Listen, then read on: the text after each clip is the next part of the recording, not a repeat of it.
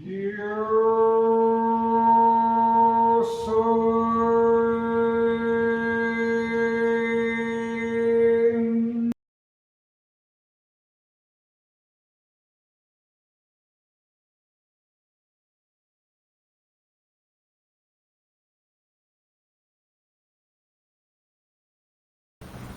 Vamos a continuar revisando los artículos de la Declaración Universal de los Derechos Humanos.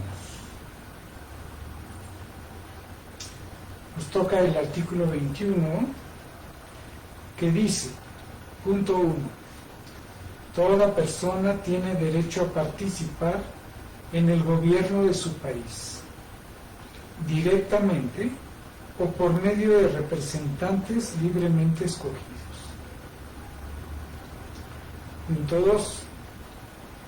Toda persona tiene el derecho de acceso en condiciones de igualdad a las funciones públicas de su país. Punto 3. La voluntad del pueblo es la base de la autoridad del poder público. Esta voluntad se expresará mediante elecciones auténticas que habrán de celebrarse periódicamente por sufragio universal e igual y voto secreto u otro procedimiento equivalente que garantice la libertad del voto.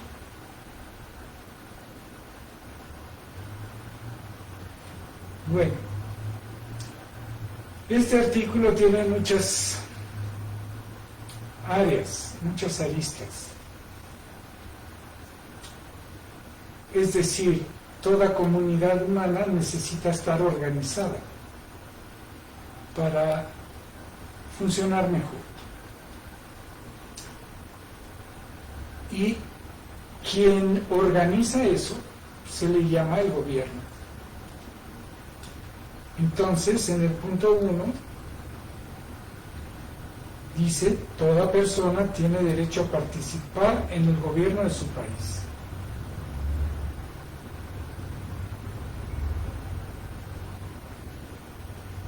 Directamente o por medio de representantes libremente escogidos. Aquí tenemos que distinguir dos cosas diferentes.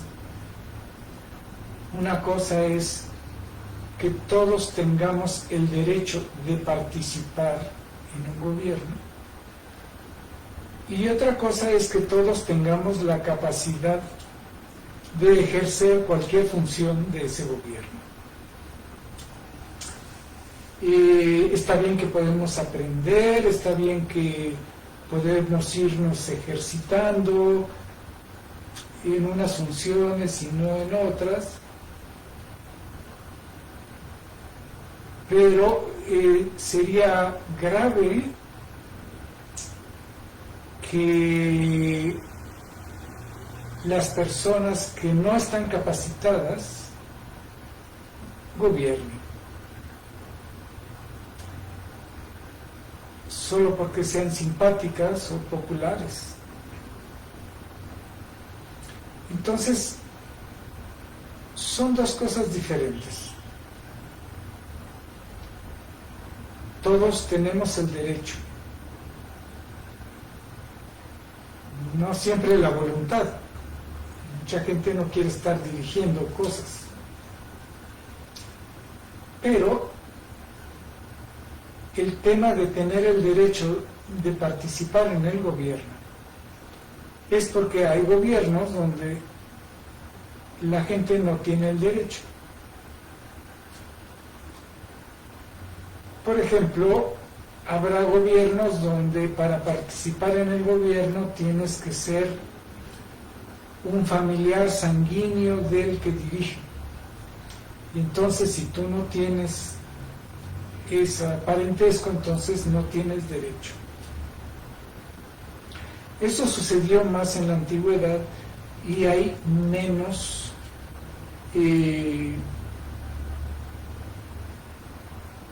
menos gobiernos con esa cualidad.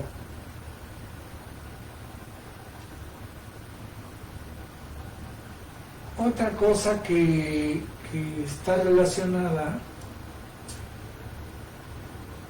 es que hay países donde tienes el derecho de participar en el gobierno solo si perteneces a este partido, a esta asociación o a este grupo. Si perteneces a otros grupos no puedes. Y eso sería contrario a uno de los artículos que previamente ya vimos, donde toda persona tiene derecho a asociarse y a estar o cambiar de cualquier grupo. Y entonces, bueno, en sentido general, diría, todos podemos participar del gobierno. Dice directa o indirectamente. Indirectamente quiere decir lo que sucede en muchos países donde, o en la mayoría de los países, donde damos nuestro voto, nuestro apoyo a alguien que nos va a representar. Porque no todas las personas pueden ser parte del gobierno. Entonces, esas pocas personas que van a ser parte del gobierno necesitan tener un apoyo, una votación. Los ciudadanos pueden votar.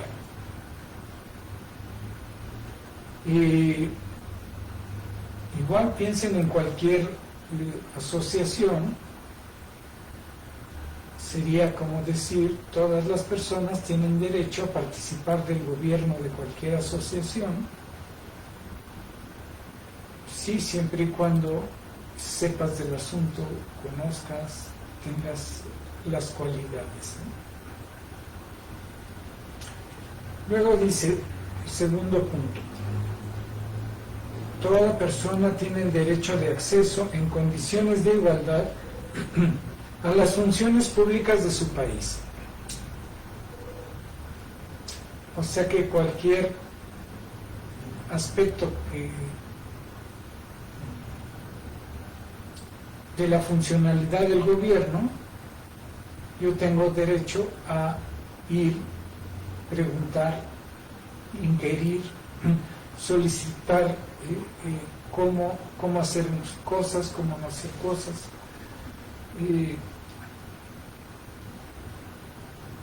Entonces, por un lado es derecho al acceso, por otro lado, en condiciones de igualdad. O sea,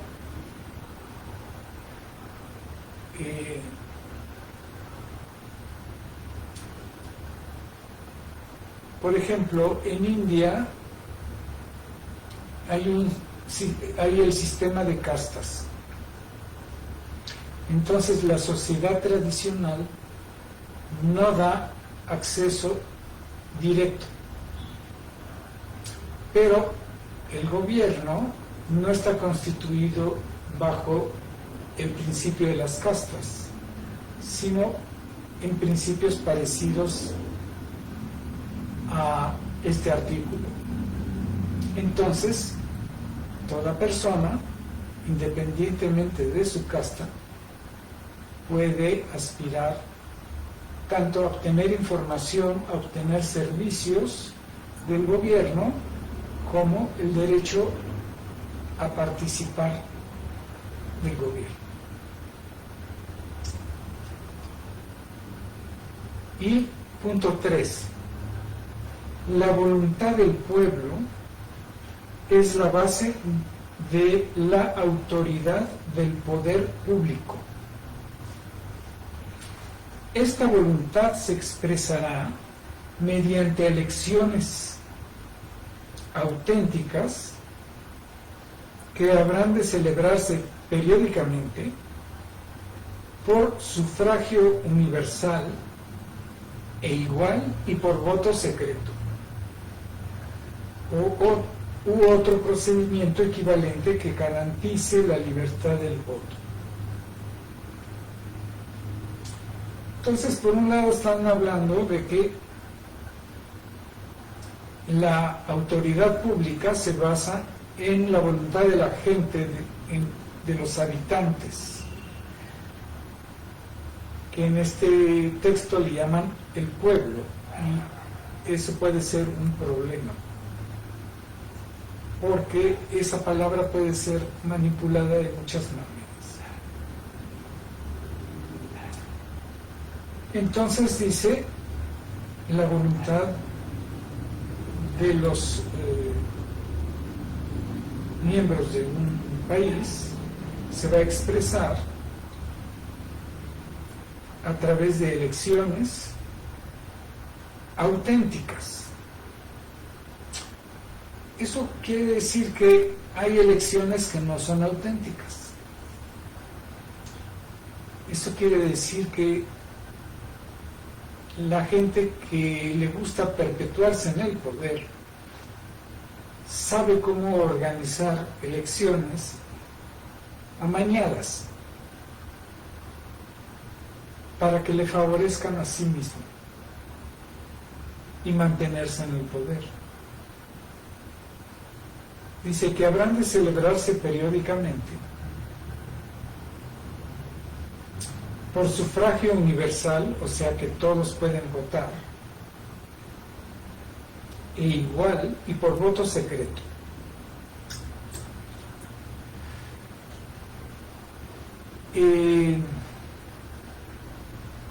Ahora se ha puesto de moda por los gobiernos populistas como los votos a mano alzada, como los votos que se dan en la política estudiantil. Y esos votos a mano alzada generalmente no permiten que la gente pueda expresar su voluntad, porque los van a juzgar. Y si mi voluntad es diferente a la gente del poder, incluso puedo estar en peligro. Por eso el voto secreto es muy importante. Dice, u otro procedimiento equivalente que garantice la libertad del voto. Ahora, me regreso al inicio de ese punto 3. Dice, la voluntad del pueblo es la base de la autoridad del poder público. Y aquí me gustaría hacer unas reflexiones.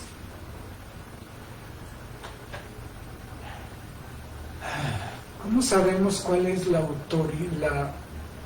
voluntad del pueblo?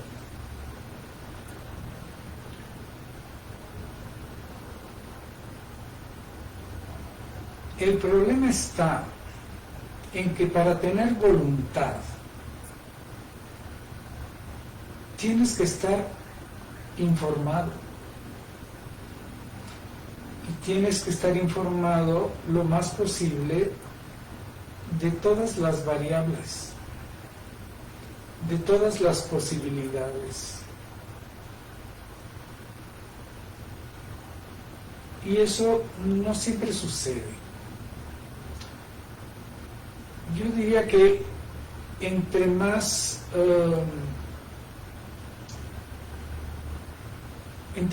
educación tiene la gente, es más fácil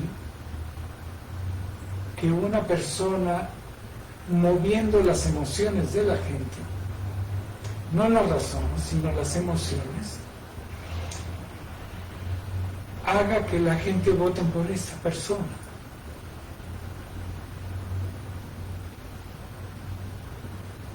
De tal manera que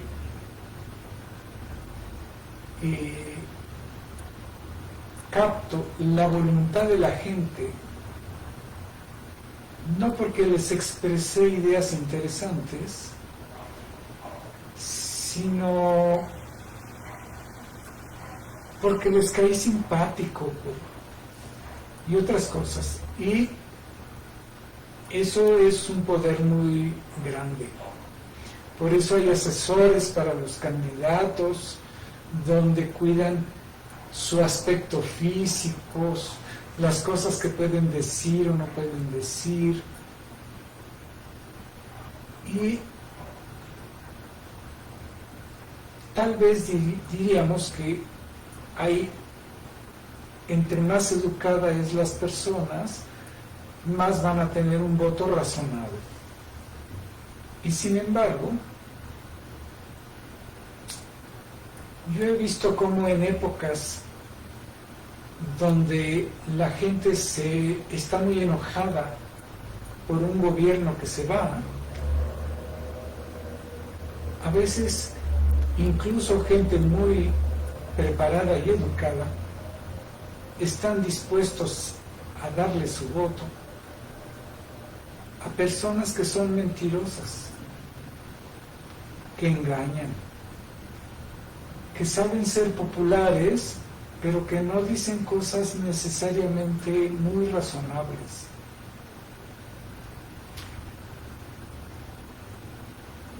Algo sucede en la conciencia humana, especialmente cuando se trata de acceder al gobierno o de estar en el gobierno,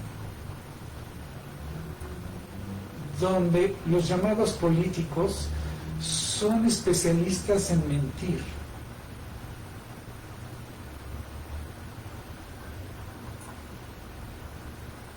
Tienen muchas cartas y barajas al mismo tiempo, y entonces hay cosas que no pueden decir públicamente, y hay cosas que las dicen de una manera pero no las van a cumplir, y que de repente hacen cosas que no son las cosas que prometieron. Y sin embargo, les cae muy bien a la gente. La gente busca esas personas. Eso me hace pensar en que necesitamos un desarrollo humano, un desarrollo personal, que nos enseñe a distinguir la mentira de las buenas intenciones. Y eso probablemente está lejos de suceder todavía. Cuando la humanidad desarrolle más la telepatía y podamos darnos cuenta de la intención de una persona cuando habla, tal vez sea más fácil.